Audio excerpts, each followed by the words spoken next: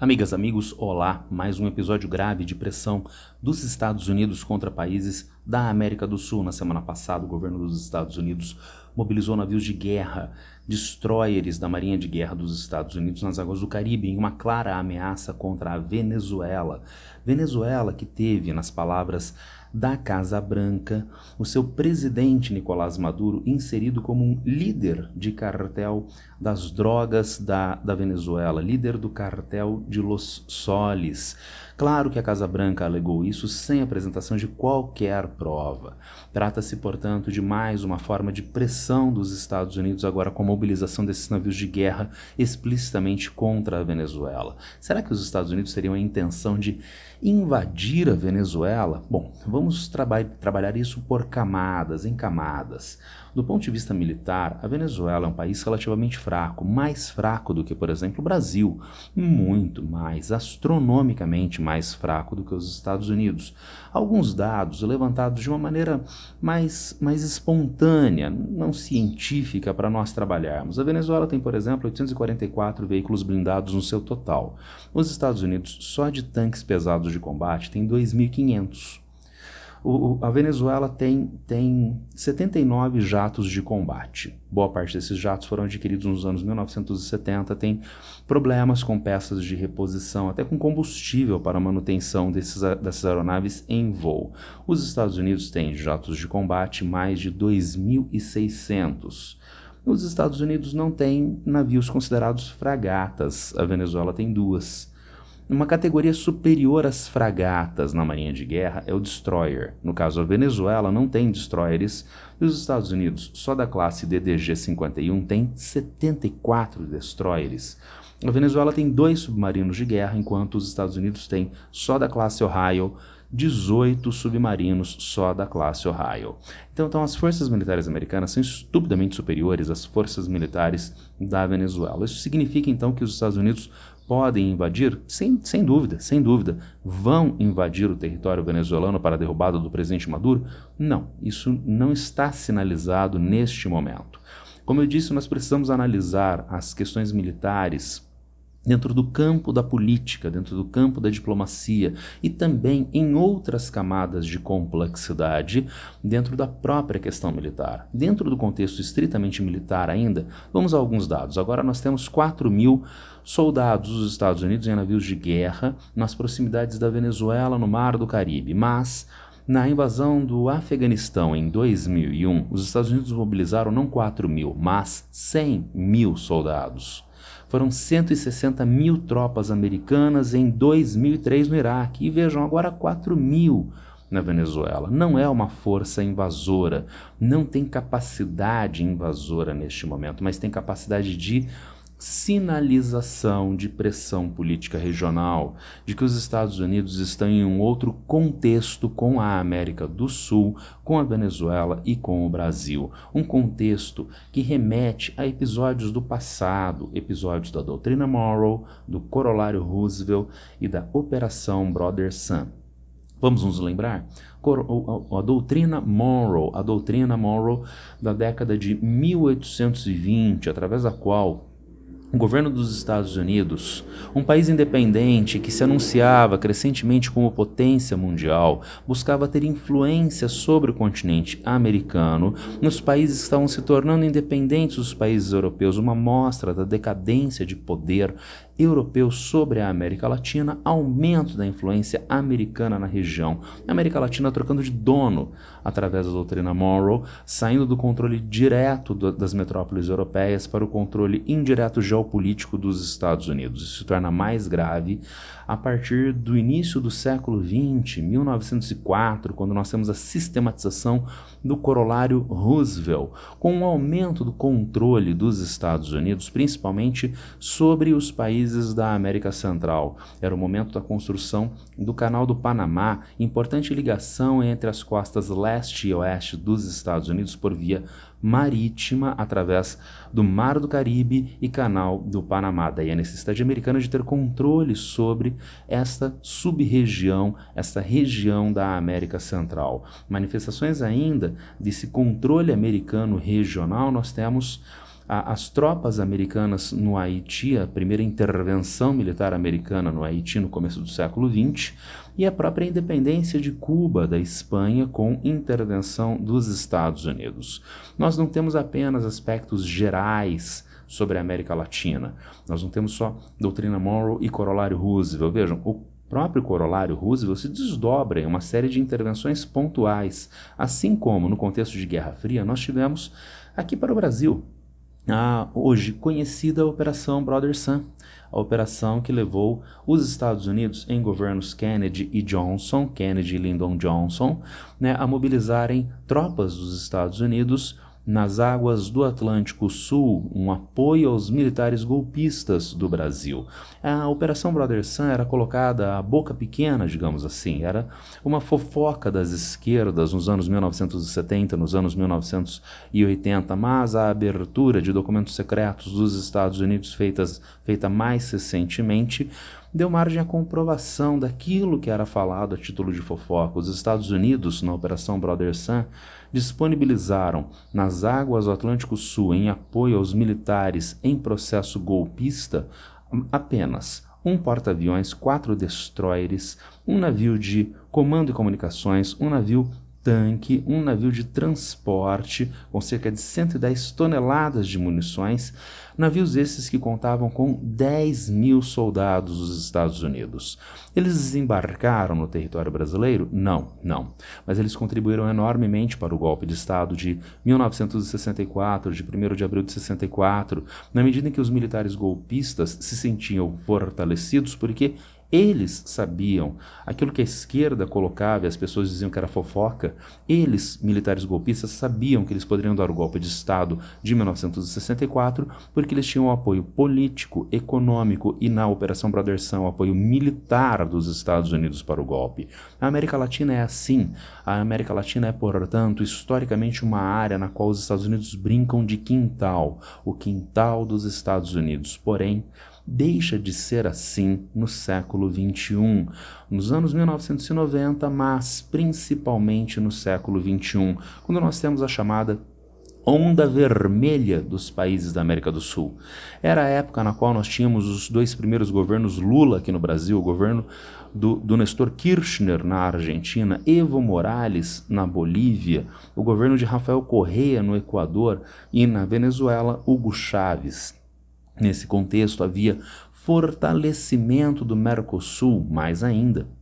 Os países da América do Sul, liderados pelo Brasil, conseguiram fazer o projeto americano da ALCA, a Associação de Livre Comércio das Américas, fracassar, um projeto imperialista americano de controle econômico comercial da América Latina, a ALCA, fracassou, mas os países sul-americanos criaram uma alternativa à OEA, Organização dos Estados Americanos, uma alternativa à OEA na região. Criaram a UNASUL, a União de Nações da América do Sul. E ainda os países da América Latina buscaram alinhamentos internacionais de caráter sul-sul, com o próprio Sul Global. O melhor exemplo disso é o Brasil, membro fundador dos BRICS. Quando os BRICS foram fundados com apenas 4 países, lá estava o Brasil, junto com a Rússia, a Índia e a China. Por sinal, China que é uma potência mundial na atualidade, competitiva com os Estados Unidos, tem crescente influência mundial nas rotas da seda e muitos países da América do Sul com participação nas rotas da seda da China. Isso é um duplo problema para os Estados Unidos. Nós temos não apenas países que buscaram no século XXI autonomia frente aos desmandos dos Estados Unidos, mas é uma potência estrangeira, a China, com uma maior influência sobre a região. Cuidado, isto não é uma inconsistência. Há quem diga que a China tem práticas imperialistas com o Sul Global através, entre outros, das rotas da seda. Nesse caso, então, nós estaríamos novamente trocando, como aconteceu em doutrina Monroe. Saem europeus, entram americanos. Agora sairiam americanos, entrariam chineses. Não, a China não tem práticas imperialistas através de nova rota da seda. A relação é de parceria, tanto que o país pode aderir ou pode se retirar da Rota da Seda sem ônus por parte da China, sem sanções quaisquer por parte da China. Não há por parte da China, através da adesão do país nas rotas da seda, qualquer imposição de ordem econômica que gere ônus mais grave ao país. Não há qualquer imposição de caráter político ou cultural, como frequentemente acontecia nas práticas imperialistas europeias e americanas desde o século XIX e até a atualidade. Rota da Seda não é imperialismo, portanto, e por isso eu volto e friso a ideia de um duplo problema para os Estados Unidos, que tem países latino-americanos que buscam autonomia e tem uma parceria internacional com a China muito mais interessante na atualidade. É nesse contexto que há uma acentuação de tensões com o atual governo americano, porque o atual governo americano é nacionalista ufanista, fascista de extrema direita, precisa da lógica nacionalista e, através dela, a tensão, a luta constante. E dentro de uma América Latina tão importante aos Estados Unidos pela sua proximidade, mas com países crescentemente autônomos, com uma crescente influência chinesa, a pressão americana tem se tornado cada vez mais uma pressão desenfreada. Uma amostra disso: os Estados Unidos, logo no começo do governo Trump, pressionaram o Panamá, pressionaram com sanções econômicas, sanções políticas e até com ameaça de intervenção militar, até que o Panamá se retirou da Rota da Seda da China. Então, notem bem o que eu falei há pouco. Qual é o país imperialista e que faz sanções unilaterais? É a China em Rota da Seda? Parece que não. O Panamá saiu da Rota da Seda e não houve sanções chinesas, não houve ataque aéreo chinês. Muito pelo contrário. O governo Trump é que ameaçava o Panamá, inclusive com intervenção em tropas. Mas ainda na mesma época nós temos Gustavo Petro, da Colômbia. Houve aquela primeira onda de deportações feita pelos Estados Unidos e, num esforço de marketing político típico de governos fascistas, mostras na imprensa de como os imigrantes indocumentados estavam sendo tratados, acorrentados, colocados nas aeronaves, sob xingamentos, sob pressão física, sob espancamento dentro das aeronaves militares dos Estados Unidos. Gustavo Petro, em uma ação formalmente válida, politicamente imatura, declarou que não receberia essas aeronaves nessas condições no território colombiano. O governo americano reagiu imediatamente. Disse que, se assim fosse, na semana seguinte a Colômbia estaria sofrendo taxação de 50% do seu café no território dos Estados Unidos. Na sequência, Gustavo Petro recuou. A palavra recuou, não tem outra palavra. As esquerdas da América do Sul, da América Latina, ficaram muito felizes com Gustavo Petro, com a cartinha, textão que ele colocou nas redes sociais sobre borboletas e coisas bonitinhas. Na prática, ele foi onde ele não devia. Ele fez uma pressão que ele não tinha como sustentar e teve que recuar, perdeu capital político. A perda de capital político de Petro foi ganho de capital político dos Estados Unidos. O governo Trump, o presidente Trump declarou na sequência: a América é novamente respeitada, ganho de capital político. Daí veio o Brasil que estava nas tarifas mais baixas dos Estados Unidos, estabelecidas no primeiro semestre, em 2 de abril, aquela tarifação de 10% a mais baixa para os países no mundo tarifados. Mas agora, no mês de junho, veio uma revisão dessa tarifação, revisão de 25% para 50%. Hoje o Brasil junto com a Índia, os 2 países mais tarifados em exportações para os Estados Unidos. Lembrando que o Brasil é da América do Sul, América Latina, região privilegiada de pressão dos Estados Unidos mais recentemente. A Índia e o Brasil são membros BRICS. Mas voltando para a América Latina, voltando para o Brasil, não foi só a tarifação de 50%. O governo americano manda cartinhas para os presidentes dos países que serão tarifados. A cartinha é uma espécie de Ctrl-C, Ctrl-V. O governo dos Estados Estados Unidos tem a mesma carta, só muda alguns detalhes, o nome do país, o nome do presidente, para onde vai a carta. A carta brasileira, entretanto, foi uma carta diferente, na medida em que foram citados aspectos políticos e jurídicos do território brasileiro. Está se desenrolando com fases finais do processo contra o ex-presidente golpista e genocida Jair Bolsonaro na Suprema Corte do Brasil, no Supremo Tribunal Federal. O presidente golpista é justamente o objeto do processo no qual ele é réu e está para ser concluído. O presidente genocida, eu sempre me lembro do estudo da USP, que afirmava que 400.000 pessoas poderiam ter sido salvas na Covid-19 no Brasil se medidas sanitárias adequadas fossem implementadas. Mas o presidente Trump acha por bem defender o presidente Bolsonaro e alegou que a tarifação extra ao Brasil dizia respeito à ação da Suprema Corte Brasileira exigindo que o presidente Lula cessasse o processo contra o ex-presidente Jair Bolsonaro. Como se aqui no Brasil nós tivéssemos um país onde o presidente é ao mesmo tempo chefe do executivo e chefe do judiciário. Talvez Donald Trump se sinta assim, mas não é o que acontece em democracias. Talvez não seja mais uma democracia nos Estados Unidos de hoje. No Brasil ainda é uma democracia. Portanto, a carta do presidente Trump ao presidente Lula foi uma carta extremamente afrontosa à soberania brasileira, que entra nesse contexto de pressão dos Estados Unidos sobre o Brasil, sobre a América Latina. Mas ainda no mês de junho, no dia 17, veio o anúncio de os Estados Unidos investigando o PIX brasileiro, o sistema de pagamentos do Brasil, que supostamente afrontariam ilegalmente, na visão americana, os interesses empresariais financeiros dos Estados Unidos. Também, no mesmo dia, Marco Rubio, secretário de Estado dos Estados Unidos, suspendeu vistos de entrada nos Estados Unidos para Alexandre de Moraes, ministro da Suprema Corte, seus familiares e aliados da corte. O que são aliados da corte, né? Então, nas palavras de Marco Rubio, o que dá mais uma vez uma conotação política. Finalmente, o próprio Alexandre de Moraes foi inserido na Lei Magnitsky, lei dos Estados Unidos que pune financeiramente e politicamente pessoas que afrontam direitos humanos.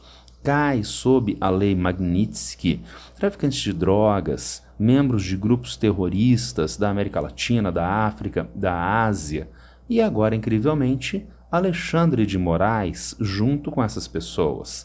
Entretanto, Alexandre de Moraes pode ficar tranquilo, porque ele não deixa de estar bem acompanhado nas sanções recentes dos Estados Unidos através de Lei Magnitsky.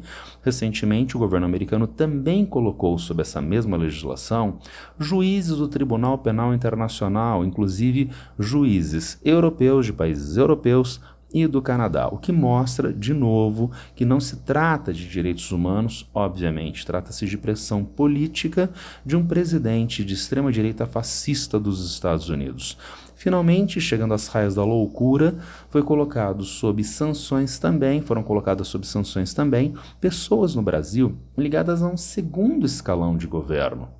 Pessoas ligadas à implementação do programa Mais Médicos, lá no início dos anos 2010 e que hoje trabalham no Ministério da Saúde no atual governo Lula. Programa Mais Médicos, que abriu espaço para a entrada de médicos cubanos, entre outras nacionalidades de médicos estrangeiros, médicos cubanos aqui no Brasil. Marco Rubio é cubano. Tem bases eleitorais na Flórida, desenvolve políticas nos Estados Unidos totalmente anti-Cuba e aproveitou, portanto, para jogar positivamente com as suas bases eleitorais na Flórida e ter mais um instrumento de pressão contra o Brasil. É isso. Um podcast dessa semana para nós averiguarmos essa pressão dos Estados Unidos sobre os países da América Latina. Pressão essa que tem um aspecto pontual de alta gravidade na mobilização de navios de guerra dos Estados Unidos contra a Venezuela. mas não é contra a Venezuela, nem sequer é uma invasão neste momento, é contra a América Latina, e na América Latina, principalmente o Brasil, que é o maior país em extensão, em população, em economia, e tem hoje um governo de esquerda autônomo que os Estados Unidos estão fazendo de tudo para tentar enfraquecer, para voltar a ter na América Latina o seu quintal. Se alguém tiver algum problema, alguma dúvida, já sabe, é só me encontrar a qualquer tempo nas redes sociais. Um abraço para todas e todos e boa sorte.